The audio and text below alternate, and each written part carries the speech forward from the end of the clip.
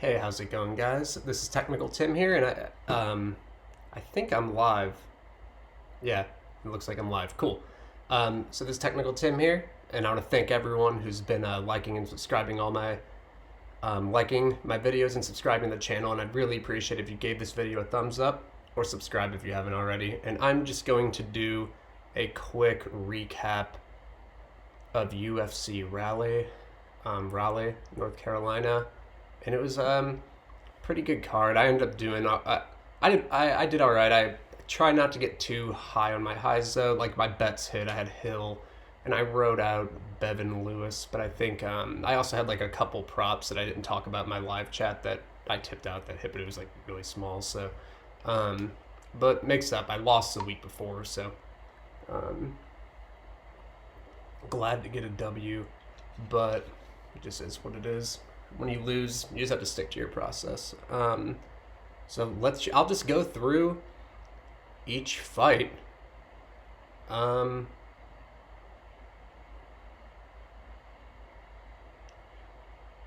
go through each fight. I'll start at the bottom of the card and kind of work my way through. And if there's any questions at the end, I'll also answer those. Derek. Oh, thanks, Derek. Derek Love likes my breakdowns. Cool, man. Glad you enjoy them for sure. But I'll get to questions kind of at the end, and I'll try to do this kind of going forward. I'll go live Thursday, probably Friday actually, before each card, and then I'll try to go and do a recap video like this kind of at very end of the card. But it just depends. Sometimes I'm watching the fights not at home or with other people, and I can't always do those, but I can always do the ones on Friday. So cool. But it looks like people are commenting. But I'll go through the fights kind of quick, and then I'll get to comments. I'll just keep these short every time, like 20-30 minutes, nothing crazy. Herbert Burns, Nate Landwehr. Burns KO'd him from a knee in the clinch. I did this fight. I expected Burns to kind of land those TDs, and it was kind of a matter. I didn't know if he would sub him or not, and he almost got in on a Darce, I believe. I can't remember if it was a Darce or Anaconda. But Landwork does that thing where he kind of plays on his back, and then he'll kind of work up and go for fight hands like I had talked about and come up. Like he doesn't always give up his back. So that did give Burns a Darce or Anaconda opportunity. I couldn't remember which one. I remember it was pretty close though. And then I thought Landwehr was actually kind of maybe getting his win condition going of kind of stopping the early storm, and he landed a few shots, and then Burns kind of landed a big knee. So kind of like a random outcome, but it seemed like that could have just kind of been a mess if they like fought 100 times. So didn't have any action on this. Johns and Gravely didn't have action on this either. I expected a pretty competitive fight, and I think that's kind of what we got. I liked this fight. You guys know I really like grappling fights, and I thought Johns, for kind of like a British, I think he's a British dude.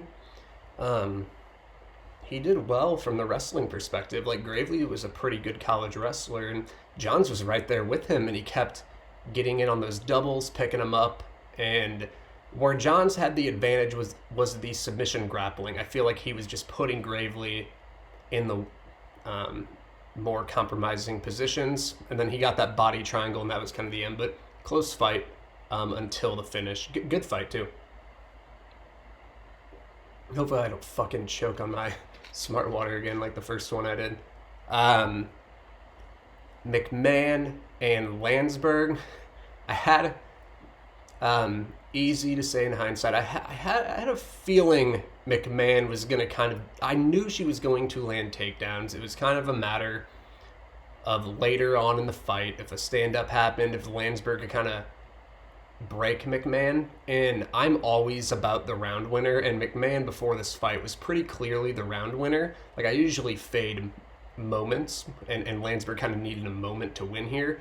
But McMahon is different, man. Like, if she can just fall on her back, so it can be scary. But she did a good job at keeping her distance and kind of going for her shots, and I think she went for like a single leg early, which was beautiful. That first round single leg, you don't see that in women's MMA. McMahon took a silver at 2004 in the Olympics for freestyle wrestling, and I think she was I think she was that in Athens, 2004. I think so. Sydney, I think was 2000, 2004 with Athens. So she's a dynamite wrestler, and you kind of saw it with the down variety. And I had a feeling like the takedowns Chieson and Evinger were attempting on Landsberg, it just kind of wasn't the same thing. So I knew McMahon would land the takedowns. I thought about betting her, but I got a little scared off. I probably got scared off, honestly, by a narrative a little bit, but McMahon does kind of, she scares, even in that fight, like when she fights someone else, she kind of just looks vulnerable in the feet sometimes, you know, but doesn't take away from the fact that her takedowns are incredible. I think she landed like a single leg. And then I talked about Landsberg likes to clinch up, and I talked about, I think on my breakdown, that McMahon likes that inside trip reap, and that's what Cejudo landed like 4 times on Mighty Mouse, and that's a classic freestyle wrestling, like Olympic move, and she hit that with ease, and Landsberg just isn't used to that kind of power wrestling, you know. Montel Jackson and Kolaris, I think everyone kind of expected Montel to win. I was a little worried about, because Kolaris kind of just has a way of hanging in on you, and he'll kind of fight with over and under hooks, and he'll go for guillotines and just random rear naked chokes. And I'd seen Montel's back get taken, but he did a good job in kind of some of the pummeling situations of getting wrist control. He's always good at wrist control.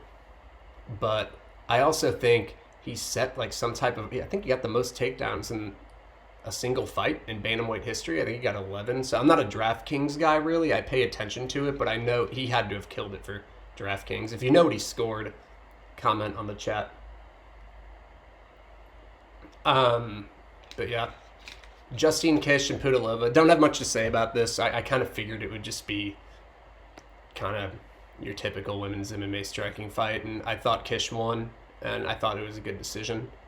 Arnold Allen and Lentz. I thought Allen looked good. I thought Lentz was maybe a little live here, and but I thought Allen won. Like, I thought that was a good decision. I thought he won 2 or 3 rounds. I can't remember the exact scoring on the top of my head that I had, but he was landing kind of the cleaner counters when Lentz was coming in, and yeah, like Allen looked good. He had a little lack of urgency, I feel like, in certain rounds. In the second and third, I feel like he could have just kind of let his hands go a little more, but he's kind of a counter boxer a bit, so I feel like sometimes those guys don't always pour it on when they have people hurt. Lewis and Townsend, I wrote out Lewis kind of on his early line, and I saw like he won pretty clear here. It was kind of like weird though, because it looks like he hurt his leg or something early, like I think late in round 1, so it was a little goofy, and I saw a lot of people hating Lewis online. Like, I agree it wasn't a great performance, but you guys got to remember, like, he was dominating Uriah Hall, and that was a good performance. And a lot of Lewis's game is keeping distance whenever he's not in the clinch, and he kept going to the clinch because I think he was hurt. But when he's outside of the clinch, he does that like classic Winklejohn teep kicking game, and so he needs his legs, and he's kind of in and out. So when that's gone, it's like, what else do you want him to do? So he was just kind of going up for clinches. So I don't really blame him that much, and he was clearly compromised. So I think he just kind of did what he had to do to win. But I wrote out that play. It was a little bit of juice, but it's just Townsend needed a knockout, and I'm going to fade situations like that every time. What do we got next? Jamal Hill and Stosic. That was also, I had a feeling, like, I was kind of, I wasn't paying too much attention to like Twitter throughout the weeks. I don't know what everyone was on, but at least people I kind of converse with for the most part. I liked Jamal Hill a lot more than other people did. He just showed a lot of output and long striking in his Contender Series, and I honestly thought, yeah, he was going to have success against Stosic, because Stosic doesn't really throw many strikes and doesn't manage distance well. And I thought Jamal Hill kind of, he looked good and did what he had to do. But he definitely has some holes in his ground game, so he'll probably get exposed there at some point. But I mean, I thought he looked good on the feet, and he controls distance well and uses his length very well. Angela Hill and Hannah Cyphers. You guys know I played Angela Hill, played her a unit and a half. And a lot of steam came on her later. I think she got up to like minus 230 or something. And that's kind of where I capped her. I think I said to you guys, I thought she was around minus 220. And I got her around like, her around minus 165 whenever I did that video. And I just thought she had the head strike advantage, like I talked about. And in round one, I thought she won round one. And it was still competitive, though. Like, I expected moments on the feet to be competitive. But what Hill did was she kind of just dominated the head strike battle. And they landed the same amount of strikes, actually, in round one. But I think Hill probably got the round, and at least the bookies agreed too. I don't know what the actual scorecards were, but she probably won the round because she landed 21 head strikes and Cyphers landed 10. And a third of Cyphers' 30 strikes were leg kicks. So head strikes usually get valued higher. So that was kind of my basis of the bet. But I didn't expect a ground finish, so I'm not going to like act like I knew that was going to happen. I just thought on the feet it would be better. I did think, though, off their back, Hill has shown to be better than Cyphers. Like, Cyphers is pretty much dominated by Barber there. And whenever she was on her back against, who was it? Jody Escabel, the only way she was getting up was by referee stand-up. So I figured if there was a caught kick or something, I think Hill has an advantage as far as like being able to defend herself down there. But that wasn't, I was really going on like the head strike battle. Thought it played out a little bit for round one, but we only saw 5 minutes. I'm glad we got the win. Kind of like I didn't really expect it to be a ground finish, though. Perez and Espinosa. Perez looked, I had a feeling he was going to dominate with his grappling, and that's kind of what happened. He's a legit grappler, and I saw that Espinosa fight. I almost bet Perez in this fight, but what I laid off because I hadn't seen Espinosa really defend takedowns or fight off his back for a really long time. But it was 2014 against that Rick Desculo guy, and he did not look good there. And I was like, he probably did not catch up even in 6 years to Perez, but I couldn't be sure. So I kind of passed. I had a feeling Perez was going to maul him on the mat, though. But good win for Perez. I think Perez is really legit, man. He's just got some good takedowns. I love his front headlock series, too. Chiesa and RDA. That was, I had a feeling, man. Like, I wasn't sure. Like, I agreed RDA had the tools to kind of fuck Chiesa up in many ways, but it was one of those things where I didn't like how Leon Edwards was getting those body lock takedowns and things on RDA, and Chiesa could do that. So I figured in a 3-round fight, Chiesa was going to land takedowns, and it was certainly possible he would win a round or maybe 2. So I thought he was kind of a live dog here. But I wasn't certain he was going to win or anything, but I thought he was live, and RDA just looks like he's been declining a little bit, but good fight. Chiesa, that was a well-earned win, man. Like, even kind of older RDA still has skills, so. And then Curtis Blades and JDS. Yeah, like, I thought the double-legging of Curtis Blades would maybe be stopped by JDS, and he kind of was, but it looked like what was happening, even after round 1, I thought JDS was kind of fucked. It was pretty clear he was going to get worn out, and it looked like the shot attempts was opening up the big shots coming over the top for Blades, and then he kind of just caught him, and he's a more durable fighter.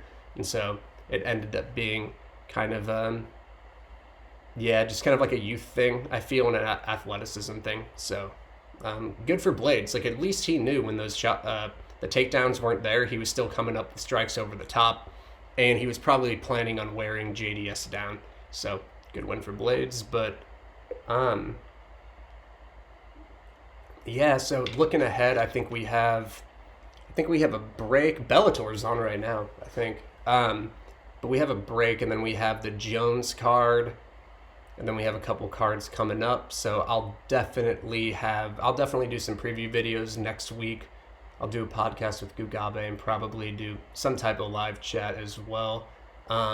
I didn't tweet this out, so I don't think I'm gonna have many live chat questions. But Kamais Oken said, "I was heavy on blades over 1.5. Can't believe he got all his takedowns stuffed and one standing KO for first time against JDS of all people." Yeah, that's right. Did you miss the? What did you miss the over by? I forgot when it ended. It was like the very beginning. I don't see the time on here. Let me see if I can refresh this. I'm guessing you missed, but yeah. That is rough, man. Like 106 of round two. Oh man, you missed it by like a minute and 24 seconds. That's rough, man. I agreed with the over. I didn't play it, but I agreed with the over 1.5 for sure. So shit happens, man. It's not like this game is just a distribution of probabilities. That's all it is, you know.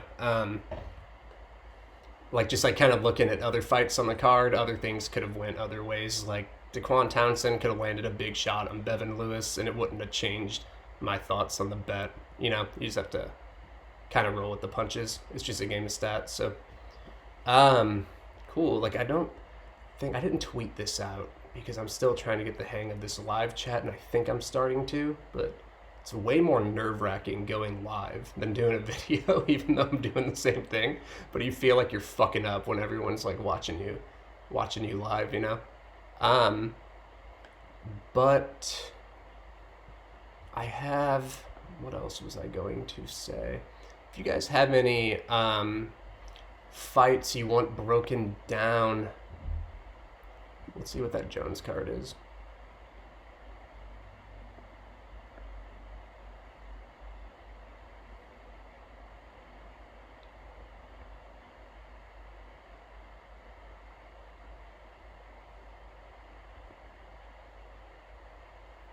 Sorry, I'm looking for it. My computer's kind of going slow. Sorry about that. I don't know why.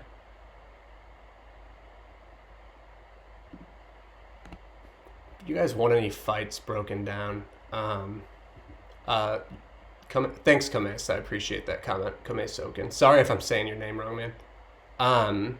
But I appreciate that comment. Thank you.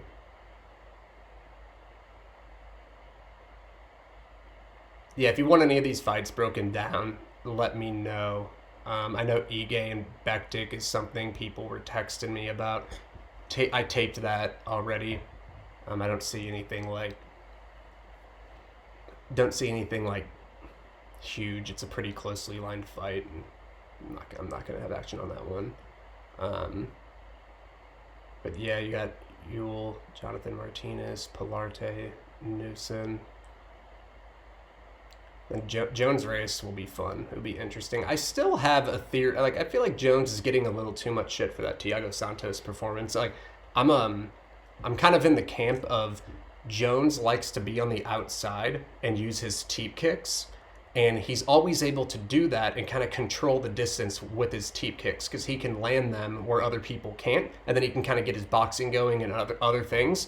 But he's never fought a leg kicker. And and that's whenever he can really volume you up if he has a distance advantage. But what happened with this is what I think. I could be wrong. Like striking's not my forte, but I'd always thought a leg kicker, when someone starts landing kicks on their legs, they can land at that range too, even if they're kind of, you know, have less of a reach. And Santos kept landing big leg kicks, and if you look, Jones threw like a fifth of the strikes he usually does, so he was clearly bothered by the range of the leg kicks. And Dominic Reyes and a lot of other people in the light heavyweight division don't really throw leg kicks, so I don't think we're gonna see that issue again. I mean, like other people might land some big head strikes or something, but Jones is pretty good at controlling that range. But I don't think he'd really gone against a low kicker, and I think it made him super hesitant even when Thiago was kind of damaged. So I think that was just a stylistic thing for Jones, and I think that's why his performance was kind of less, you know, of what we expect usually from him. But I don't think he can get his offensive wrestling going against Reyes, to be fair. I think this is going to be pretty much all played out on the feet. So, cool, man. Well, I'll if you want any videos for this card, let me know, and I can do some video previews kind of with the screen and see if I can give you guys any helpful information. But thanks for being cool, and I'll any thoughts on Batista? I got him at plus 140. That's from Kames Oken. You're talking about Mario Batista, yeah, over Johns. I like that pick. Totally agree with it. Miles Johns is he doesn't throw a ton of strikes, and I really liked overall the output and just like the striking variety of Batista, and I think he should actually be favored in this matchup. I haven't pulled a trigger on a bet or anything for that yet, so but I agree kind of before I've dove deeper into it, if that makes sense. Sorry I haven't gone like fully into it, but I did a little bit, but I do think that lines up. I probably favor Batista. I'm not saying throw the house on him yet, but kind of before like big research on it, at least I agree with that pick for sure. And he can grapple a little bit too. If you watch his regionals, he can grapple for sure. Batista can. And I think because Sandhagen kind of just destroyed him, he got a little undervalued against Son. So KBN9 Crate, I think he was here last time. What's up, man? He said, what's good, bro? Yeah, no problem, man. No problem. But yeah, there's no more. What other fights are on this card? Oh man, Bellator is literally going right now. What's happened on that card, actually? We can look at that together, just while it's on. I never know the numbering of cards. I just have to search for fighters on the card. So this might take a second. Sorry, guys.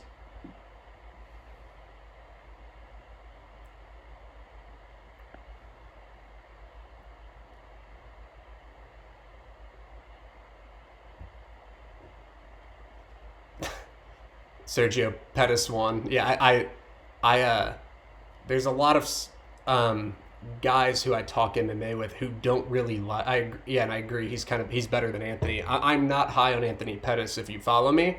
And then there's a lot of people who aren't high on Sergio Pettis, kind of generally, but I actually am, because he doesn't get hit. He's good at just kind of defending strikes. Really, he doesn't get boxed up much, other than Rob Font.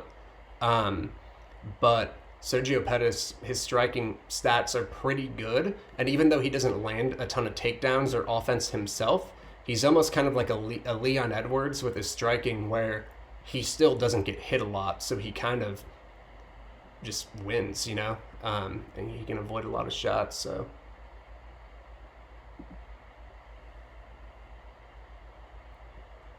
But yeah, I think Sergio's actually come along pretty well. Like, there's always going to be some like strong wrestlers who can beat him, but yeah. I'm excited for Caldwell Borix too. I don't have any action on this Bellator card, so. Raymond Daniels, the kickboxer, won. Or is that the kickboxer? I don't even know. Pico got a W. AJ Agazarm, the grappler, got a W. Melender got a W. Nice, man. Cool. All right, man. Well, I'm going to sign off if there's no more questions, and I'm going to actually just kind of watch the Bellator fights and kind of hang out and go to bed. So, thanks, guys. I hope you guys all did well tonight as well. And, yeah, I'll do this again next week. So, see you guys. Bye.